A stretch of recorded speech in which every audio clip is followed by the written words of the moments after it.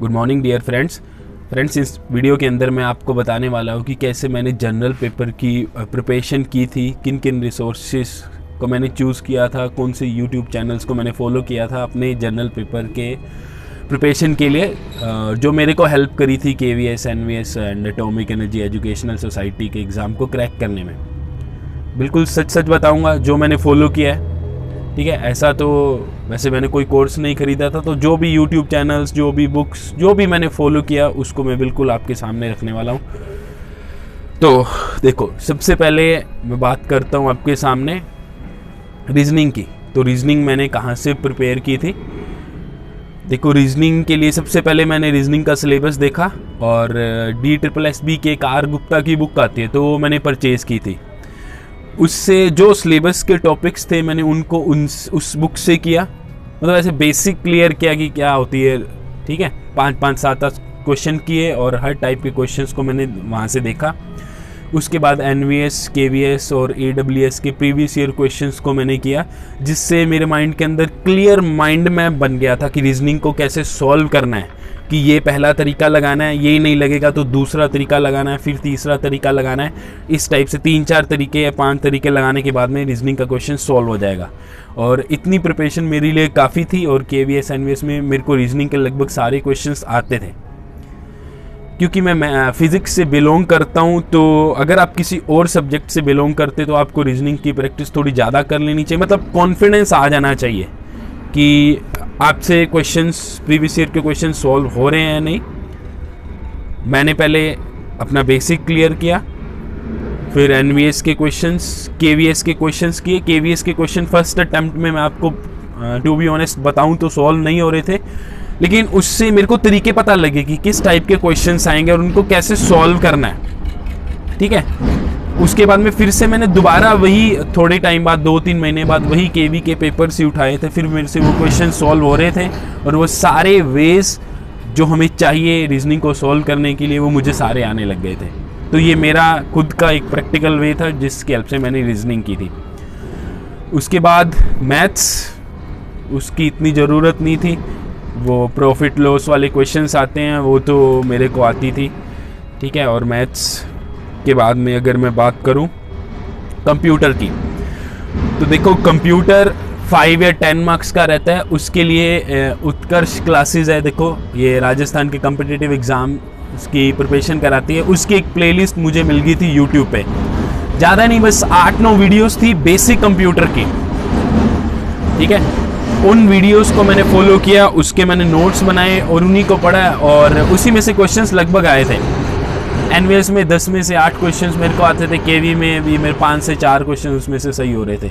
तो उस प्लेलिस्ट का मैं लिंक डिस्क्रिप्शन में डाल दूंगा, उसी को मैंने किया था, बस मेरी कंप्यूटर उससे क्लियर हो गई थी। तो रीजनिंग की बात हमने कर ली है, कंप्यूटर की बात कर ली है। अभी बात करता हूँ मैं साइकोलॉजी कैसे की, ठीक है। साइकोलॉजी KV में बहुत ज़्यादा वेटेज था, इसका 40 मार्क्स की थी, NVS में 20 मार्क्स की थी। तो साइकोलॉजी का भी मैंने यही वे किया कि सबसे पहले सिलेबस देखा, कौन कौन से टॉपिक्स हैं। जो पहले 2 चैप्टर थे साइकोलॉजी के उसको मैंने किया। प्रतीक शिवालिक सर हैं, उन्होंने यूट्यूब पे पहले 2 चैप्टर की वीडियो अपलोड कर रखी है, बाकी नहीं की हुई है, बाकी उनका पेड कोर्स है। मैंने पेड कोर्स नहीं लिया था, तो 2 चैप्टर थे मैंने जो साइकोलॉजी के प्रतीक शिवालिक सर की वीडियो से किए। हर एक टॉपिक को अच्छे से समझा कि इसका मतलब क्या है। और बाकी के चैप्टर्स वही उत्कर्ष क्लासेस की ही, उत्कर्ष क्लासेस में बहुत सारे साइकोलॉजी के टीचर्स हैं। एक सर को मैंने फॉलो किया था, उनकी प्लेलिस्ट थी, फ्री थी वो भी, अंकित सर नाम है उनका। तो बाकी टॉपिक्स मैंने उनसे किया और कुछ टॉपिक्स अभी भी रह रहे थे जो इन दोनों प्लेलिस्ट से पूरे नहीं हुए थे, उनको मैंने रैंडमली सीधा सर्च किया यूट्यूब पे और उसके नोट्स बनाए। तो मतलब हर एक टॉपिक को मैंने बहुत अच्छे से समझ लिया था कि इसका क्या मतलब है, इसका क्या मतलब है, डिफरेंस क्या है इनके बीच में। उसके बाद में वही KVS, NVS के प्रीवियस ईयर क्वेश्चंस किए। और क्योंकि साइकोलॉजी में बहुत ज़्यादा आने के बाद भी क्वेश्चंस गलत होते हैं, तो ऐसा होता था कि लगता है ये इसका आंसर है लेकिन आंसर उसका कोई दूसरा निकलता था। तो मैंने जो देखा था कि ज़्यादा चांसेस होते हैं सही होने के, क्या अगर आपको पूरा सही आंसर आता है तो ठीक है, लेकिन अगर आपके मन में डाउट आ रहा है कि ये और ये इन दोनों में से शायद इसका आंसर सही होगा, तो उस ऑप्शन के साथ जाओ जिसमें बच्चों का बेनिफिट हो। ठीक है, मतलब जो भी क्वेश्चन है उस क्वेश्चन में जो भी ऑप्शन है, जिस ऑप्शन में आपको लगे कि इससे बच्चे का बेनिफिट होगा, उसके मतलब ठीक है फ्यूचर में मेंटली मतलब उसको प्रॉफिट होगा, वो ऑप्शन ज़्यादातर सही होता था। लेकिन साइकोलॉजी की जितनी भी प्रिपरेशन कर लो, अपने 100% कभी हो ही नहीं सकते हैं, क्वेश्चंस कंफ्यूज हो जाते हैं थोड़े से। तो ये मेरा वे था। और मेरे पास यही एक रीट की बुक भी थी, मतलब राजस्थान में 3rd ग्रेड टीचर का एग्ज़ाम होता है, उसमें भी साइकोलॉजी आती है, तो उसकी बुक थी। तो जो टॉपिक मैच करते थे KVS के साथ में, उसके मैंने क्वेश्चंस भी प्रैक्टिस किए थे। ठीक है, और बहुत ज़्यादा टाइम इसके बाद मैंने साइकोलॉजी पे नहीं लगाया था, क्योंकि मुझे पता लग गया था इसको जितना भी कर लो सारे क्वेश्चन साइकोलॉजी के सही होने वाले नहीं हैं। तो मेरे अगर सही बात बताऊं तो 40 में से 21 क्वेश्चन साइकोलॉजी के मेरे सही थे, और सारा पेपर KV का बहुत लेंथी था, देख भी नहीं पाया था। तो आप एक तरह से मान सकते हो कि 30 या 35 क्वेश्चन मैंने अगर साइकोलॉजी के देखे थे, उसमें से 21 ही सही थे।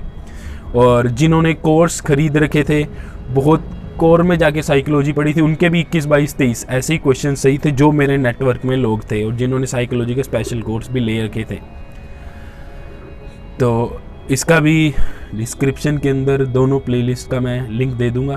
ठीक है, अपना काम है भी आप तक रिसोर्सेज पहुंचाना। ऐसा नहीं है कि मैंने 10 बुक पढ़ी थी, मैं शॉर्ट लिस्ट करके आपके लिए कोर्स लेके आऊँगा, 200 का कोर्स, 400 का कोर्स वो ख़रीदना आप नहीं। जो मैंने फ्री में पढ़ा है आपके लिए भी वो सामने रख रहा हूँ।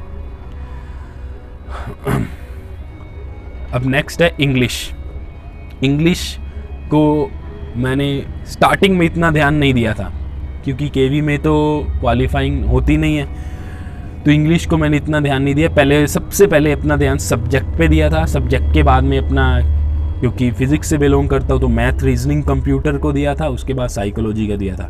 लेकिन पहले तो नीतू सिंह मैम है जो दिल्ली में उनका इंस्टीट्यूट है, तो उनकी बुक मेरे सामने आई, फिर उनकी बुक मैंने परचेज़ की। उस बुक को मैंने कंप्लीट नहीं किया, वही रूल्स पढ़े, हर एक्सरसाइज के 2-4 क्वेश्चंस किए, तो इंग्लिश और स्ट्रॉन्ग हो गई।